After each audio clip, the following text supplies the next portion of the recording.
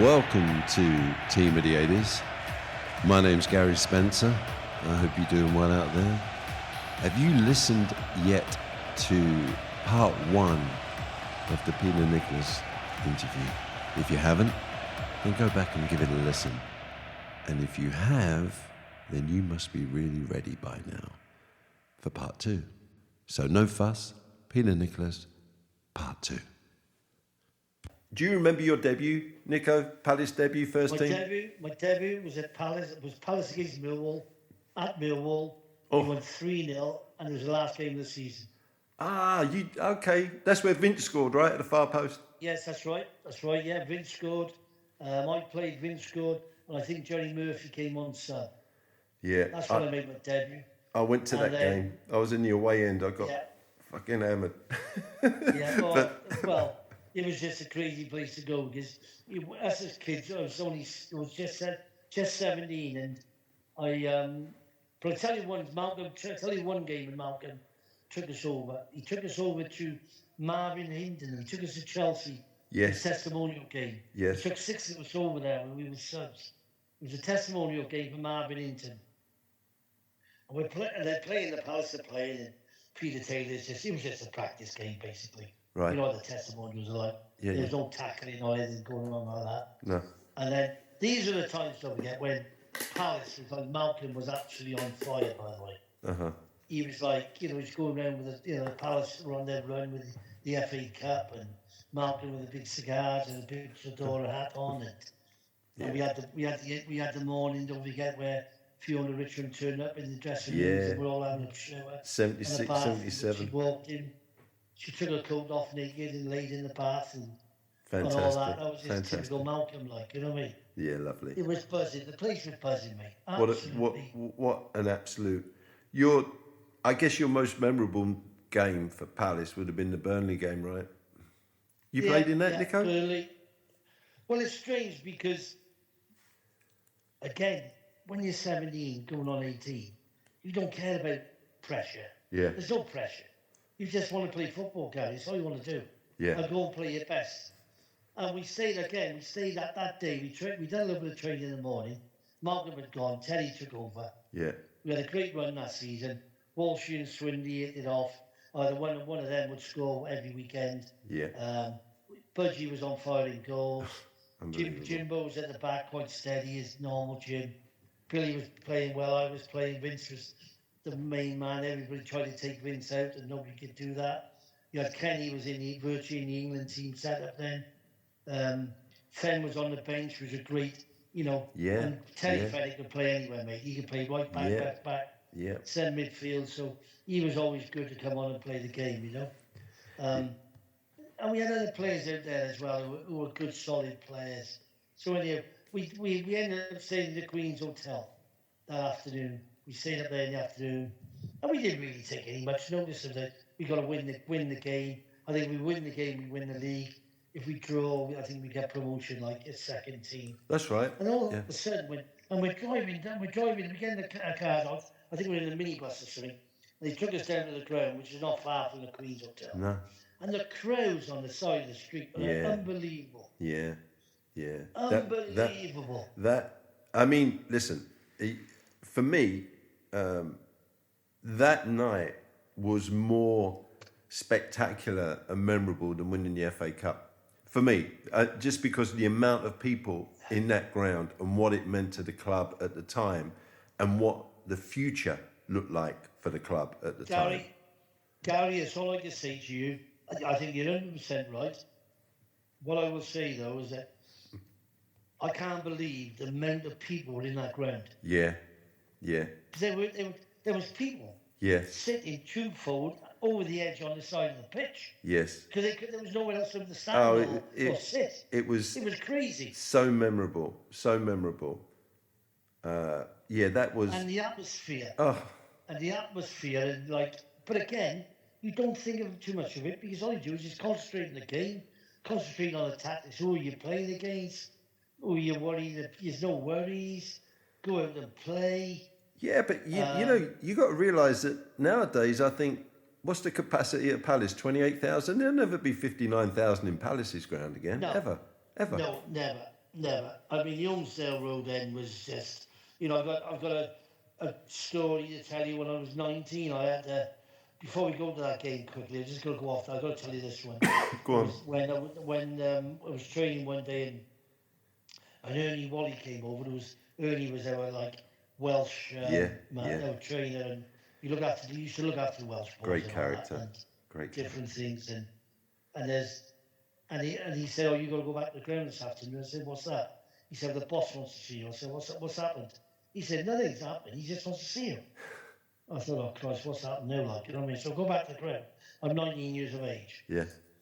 Or was I 18, 19? I don't know. Anyway, and he says to me, "So go back to the ground. I could knock the door. Come in."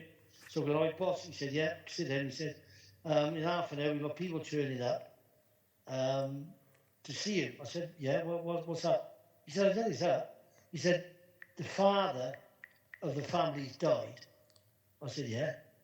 And he said, "You was his favourite player, and he wants you to put the ashes on a certain place where you used to stand and watch the game on the Holmesdale Road end." Whew. Oh, I think, oh, Christ almighty. Bit heavy, isn't it? Yeah. I'm thinking, hold on. So all of a sudden, then I'm like, I said, "Well, why didn't you tell me, boss? I was dressed up all." He said, "Don't worry about that. Just stay in your tracksuit. Go downstairs, see Dave on, get a tracksuit on. I'll do you."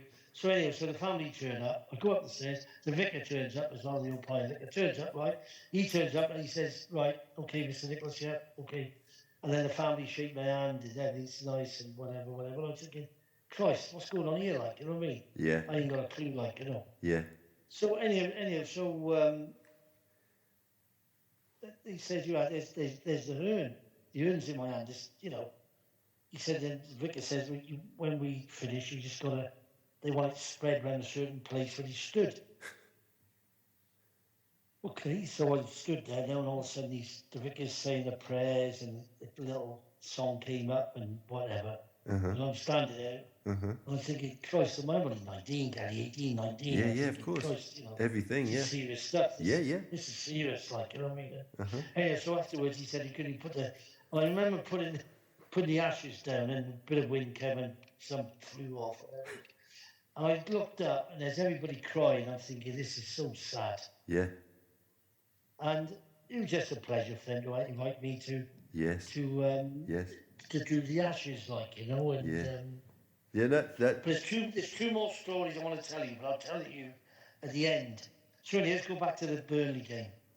Just quick, Nico. What? Just quickly on that Burnley game, when you talked about the Holmesdale Road end, there's a picture of you, right? That iconic picture where you're jumping up, and there's the Holmesdale behind you, correct? Yes. Yeah, it's a great picture, mate. Yeah. Black and white picture. That's right. Yeah. Brilliant. Yeah. Brilliant. Go on, mate. Tell definitely. me. But anyway, so we're like, as you say, we win the game and we run in afterwards. And it was just actually nuts, mate. Yeah. It was like absolutely phenomenal. The people running on the pitch, you couldn't get through the people, you know, it was whatever, they were trying to rip your shirt off, they're trying to do this, do that. It was just unbelievable. And everybody was just so happy for what we did. It was brilliant. I mean, it was... Well, I'll tell them in there, and I mean this now. From that final whistle to when we're upstairs, I think you might have seen pictures when we're upstairs and we're wishing, we were up in the board, the director's box, and we're up there, we're waving, and Terry, the Venables up there, we're all saying thank you. From that moment till Monday morning, don't forget that was a Friday night, I can't remember a thing. Well, it's funny you say that. 2 days. Nico, I didn't go on for 2 days. Yeah, well, that weekend, for some weird reason... It was buzzing, by the way. Yeah, I don't know how it happened, but that whole weekend, I went out with Walshy that whole weekend, and it was weird. I must have been there because we always went out together, me, Walshy, Loves, a couple of the other boys, like, you know, it's whatever. And we were crying, it was absolutely banging. But didn't you... It was unbelievable. You had to go to America on the Monday, though, didn't you, as I remember? Well, this is the thing was. The thing was, the All Internationals were that coming week. Yeah. And I was selected for Wales, so I didn't go to America. Right. Oh. I was the only one in the squad who didn't go to America because I was the only one. No, Kenny didn't go as well because me and him, he was picked for England, I was picked for Wales, and I was in the Open Internationals. Yeah. So we didn't go. So we didn't go to the American trip. So I've never been to America. Ever. Wow. That was some crazy weekend, man. Crazy. Oh, that was good. That was stupid. It was fantastic. It wasn't stupid. There was nothing wrong. No. It would just show. Yes. I've never seen so many people happy in all my life. The Woodman and Scarlets has never made as much money. Tell you what, the times I fell in that fish pond in Scarlets, mate, you wouldn't believe it. Do you remember the fish pond in the corner? What? Yeah. Fish pond. Yeah, mate. It was different days. Great times. Great times. Croydon was good then, mate. Croydon was bad. Well, it's been a long time since I've been there, but yeah, I hear bad stories. There's two stories I've got to tell you. Go on. One is for Teddy Venables. Yes, please. I played in a youth cup game. It was a semi-final game actually, and I was only 16. I think it was the second year we won it. Yes. Yeah, it was. I was 17. Just coming 17. And we played the game. It was the quarterfinals. We beat somebody at Sellers because the crazy thing about Sellers was playing the youth team then. We were getting crowds like 17, 18,000. You were, yes. To watch the youth team play. Yes. It was amazing. I think you played Leeds, Nico. That'd be my guess. Pardon? I think you might have played Leeds. Wasn't it in the quarterfinal that year? Well, whatever. Yeah. Anyhow, so I got a message there. I was getting changed after the game. I got a message. Going to go upstairs and see Terry, the boss. I went, what's happening now? I'm thinking, Christ, what have I done now? Like, so I got up there. I've gone up. I've opened the door, and my brother is in the room with my brother's in the room with Terry, and I said, "So Steve, how you doing, mate?" He said, "Yeah." He said, "Yeah, okay." I said, "What are you doing here? When you tell me you come in?" He said, "I couldn't tell you." I said, "Mum's died this evening." Oh, mate, I'm sorry. I went, "Were you joking me?" And I remember Terry. I started crying my eyes out. Of course. I was absolutely devastated. And I remember Teddy Venables said to me, "Peter, go home and come back when you're ready." Yeah. He said, "I don't care. Don't worry about youth cup. Don't worry about training. Don't worry about nothing like that. You go home, you come back when you're ready." Yeah. I went home that night. They carried me to the taxi downstairs. There was a taxi waiting for us downstairs. The club put me in a taxi. Over the Pandon. We got a train home. I just sobbed and sobbed and sobbed all the way home, Gary. Yeah. I knew my mother wasn't well, but I didn't think she was that bad. Right. And yeah, about a week later, my mum got buried. My father had no money. The club paid for the funeral. Right. Just the palace. Yeah. Because we had no money. We had no money. We were that poor family. Yeah. We had a poor family. Yeah. I couldn't afford it. It was 16 quid a week. Yeah. So kind of, that was kind of a really, really sad time. But I've always thanked Teddy Venables every time I've seen him afterwards. And we came across because he went off to different places. I went different places, and we always met up, and we always very, very good friends. And I always thanked him for that day of saying to me, come back when you're ready. I was only away for 10 days and I came back, like, you know what I mean? Well, I didn't want to be in Wales, missing all that football and missing all that, kind of the youth cup and all that. So I came back. We broke into the first team. We had a great time. We were the score. The lads were so close together. Then there was a few issues with certain players in the team who they knew that we were coming in to take their places. Of course. That one or two of Nico, them got personal. One or two of them got personal, mate. Yeah, but you come here. You had obviously an unbelievable career, and you've played under some top managers. Would you say that? Yeah, Gary, just hold on a second. My dog's yes, barking. mate. Of course. Right, Shush. Yeah, go on, mate. Go on. Would you say Terry Venables, Malcolm Allison were probably the best you worked under, or was there anybody else that stood out and you thought, you know what, no, he's a good coach, he's a good man manager? I mean, obviously Malcolm's man management is superb. Was superb. Gary, I was very, very, very lucky person in football to play under some very, very good coaches and managers. Yeah. And all different kind of ways of looking at it. I would say Malcolm was the best manager I had. Right. Because you could learn and listen, and everything he said to you made sense. Yes. Terry Venables was technically the best coach. Right. I worked with. Yeah. I wouldn't say Terry was the most honest of managers. Right. And that's not being personal to No. Terry. But his coaching ability was fantastic. Yes. Yes. Don Howe, who I played in Arsenal. Arsenal. Wow. Don Howe was an excellent coach again. Yeah. Wow. An excellent coach. I then went to Luton.